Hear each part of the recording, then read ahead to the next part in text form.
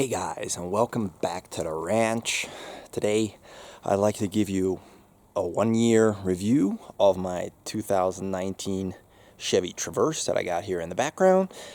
We've owned it for a little bit over a year, not quite a year and a half, and I figure I'd give you guys an update on what I think about the second generation Traverse. Now, optically, I'm pretty sure you've all already seen the Traverse, the new one, and in my opinion, it looks great.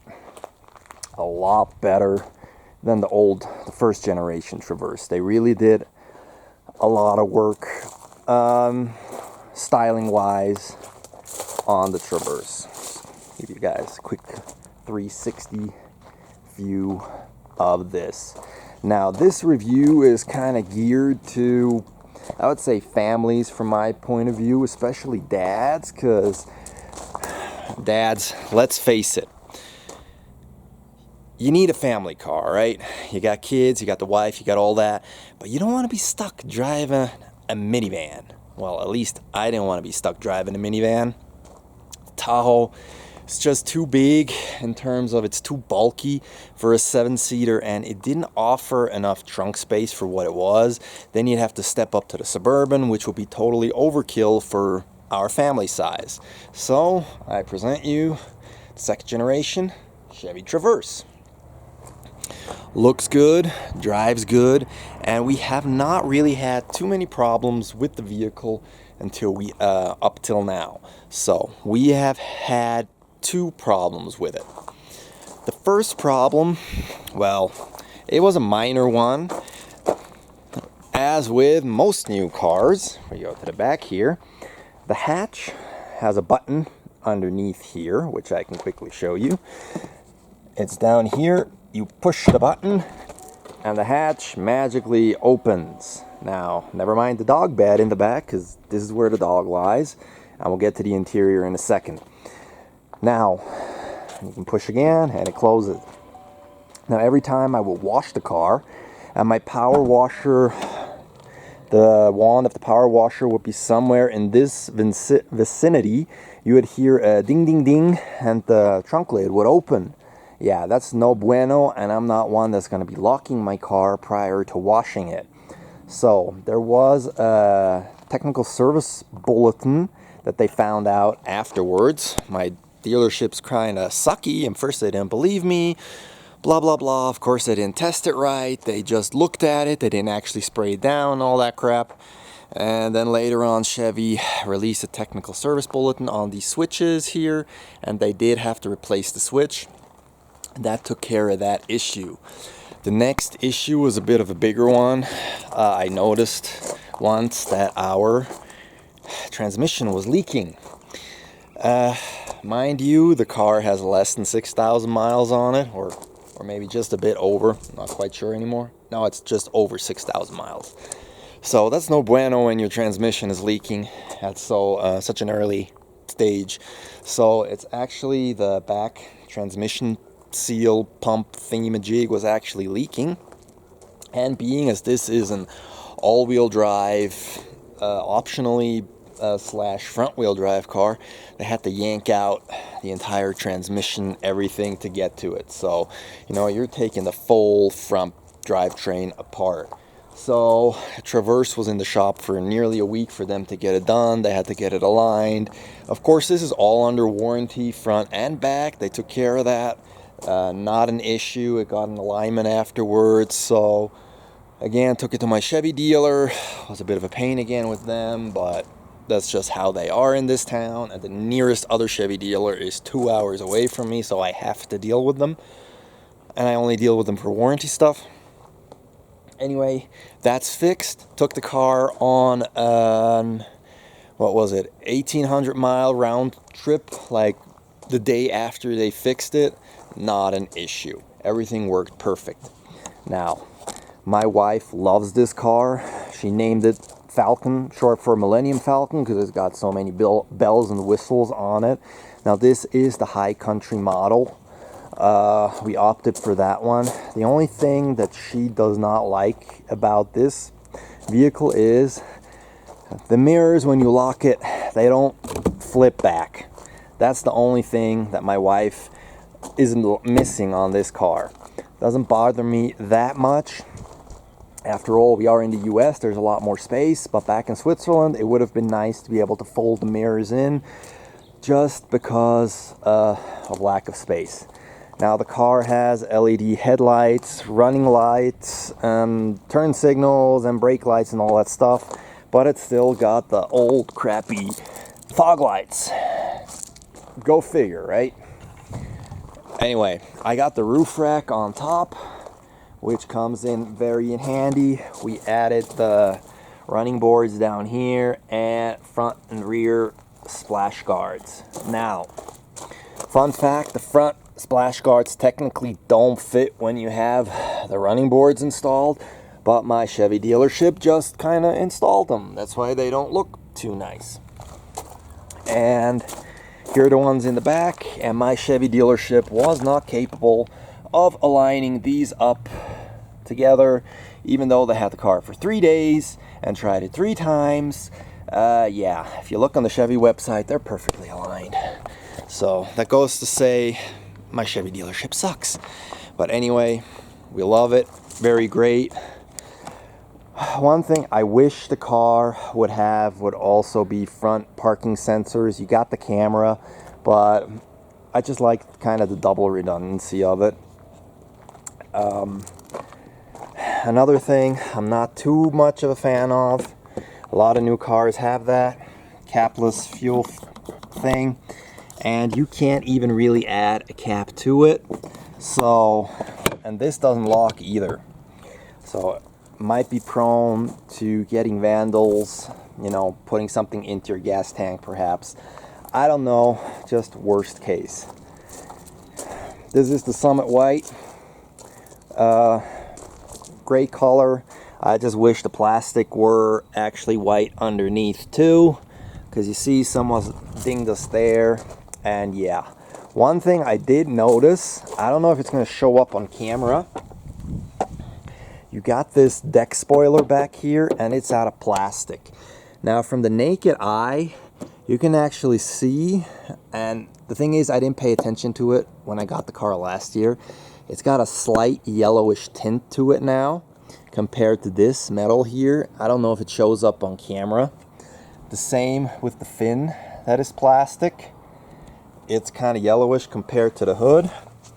And if you get the right angle, so are these fender, I guess fender flares compared to the rest of the body here. So I'm going to have to look into that with my dealership as to why this vehicle is kind of turning yellowish, because it's actually a one-tone vehicle, not a two-tone vehicle, and for the price we paid, it pisses me off a bit. Anyway, if we go into the inside, as I said, this is the high country, so you get the dual colors. All other color schemes are just kind of black, and that's what I also didn't like. Even if you got the Premier Edition, it'd be just everything black. Now the materials are, in my opinion, fantastic. You got leather here, you got suede here, you got leather here, leather here. The steering wheel is a nice soft wrapped leather. You know, you got leather all around you wherever you look. We got the captains in the second row. That's where my daughter sits. Makes it good for long road trips. My wife can sit in the back if she gets fussy and still talk to her. There are heated seats in the second row. The third row is folded down. I'll show you in a second. And you got the dual sunroofs here. The front one tilts and slides back. The back one just is stationary, but you can open up the cover to let in the light. I know you guys probably seen all of this online already, but you know, this one flips back and turns into a camera when the engine's running. I can quickly show you this. We got push button start here. You know, the regular swooping up the gauges. And my phone connected, great, memory 1. And you can see just shy of 6,000 miles on the car after a little over a year. This comes in handy when you're fully loaded. you flip it and you can see it's a camera in the back. I know a lot of GM cars have that now, and other cars too. You do have on the infotainment system, you kind of get the 360 degree. If I close the door here, you get the bird's eye view on top of the vehicle. Now, I'm not sure if they adjust the color of this vehicle. It just happens to be white on ours. I hope they do, because I think that's always a really cool little touch. Now it's looking through the front camera, and you can switch to the back camera. You can turn on and off your guidelines. Just the usual stuff. The resolution is okay. You know, you can see what's going on. It's not a Retina display or an OLED display or by any means, but it's good enough. And you got the usual infotainment stuff going here. You can control the rear climate from up front here. You can lock out the rear users, which is very nice if you have more than one kid and they start fighting back there. For me, I like the fact that I can just hit sync and I can sync it up to the front to make sure my daughter and my dog in the back get the same amount of air as we do. The wireless charging pad, all the knobs that you need here for the HVAC controls, dual climate in front. We got the heated steering wheel. We have collision control, automatic braking for pedestrians and cars, all that stuff. And it's really great. Now, you guys are on my tripod. Let me quickly unclick you so I can get you a little further back. Now, this is approximately what you see when you sit here. So one thing that kind of annoys me is, you know, even if I move the steering wheel, you can't really see it that well. Down here, here's the headlight and fog light controls. So they're over your knee here. Takes a bit getting used to find them. Not the ideal placement. It would be nicer if they would have been higher up, but I guess you got the air vent there. Other than that, everything's rather logically laid out. You got some USB, some power there. You got your power brake here, parking brake here. You got your 4x4, or rather all-wheel drive selector right here with tow haul mode and kind of an off-roadish mode right here. You know, the screen goes up, the screen goes down. You can have your flash drive back there. Just the usual stuff. As you can see, tilt, slide. We got the home link built in. You got your OnStar, all that stuff. You got a decent sized center console with a center port you can take out, which houses my GPS unit. Yes, the car has GPS in it, but I prefer my TomTom one. Call me old school, I just prefer TomTom. Like to have it up on the window instead of having to look down. Plus, it doesn't interfere if someone wants to change the radio or CD, disc, whatever, even though there's no CD player in here. Anyway, let's turn off the car again. No need to waste gasoline. Let's go to the second row. Let's go to the other side, since there's a baby seat right there I wanted to go in. So, second row, very spacious. What I did add are the WeatherTech floor mats. Full front and back makes cleaning a lot easier. Here you got the HVAC controls as stated.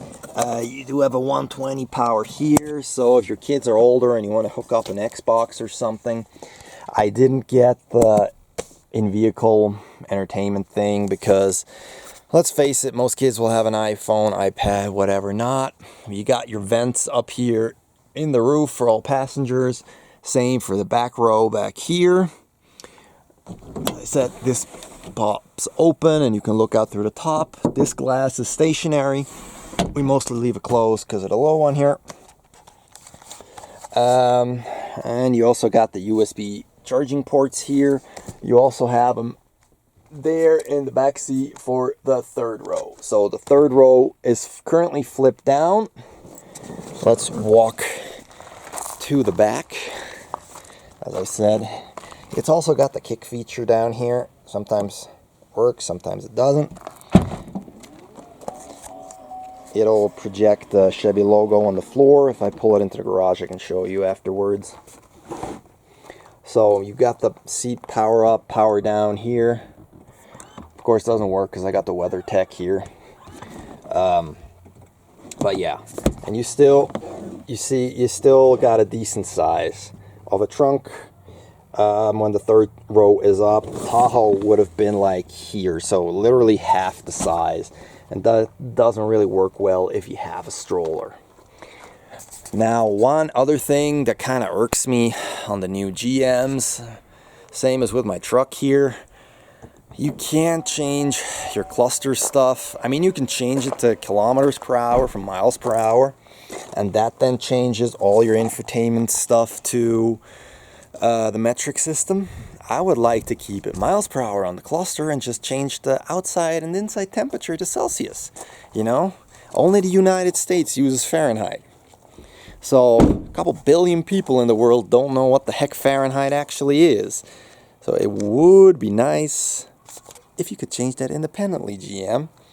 Other than that, the vehicle's great. As I said, dads, you get 13 miles per gallon running around town, hit the highway doing 65 with the adaptive cruise control, which is just great, I tell you.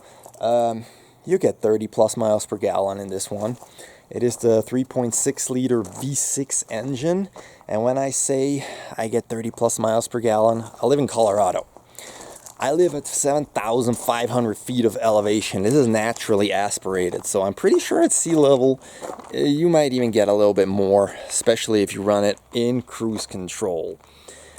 You have the towing capabilities. We never used it before, and it's just all in all a great little vehicle. Now, you can look up all the specs and stuff online. There are a lot of videos that go into depth with all the other things. I just basically wanted to tell you from a driver's point of view how we like it as owners. As I said, we had those two small things, but it was under warranty, taken care of right away.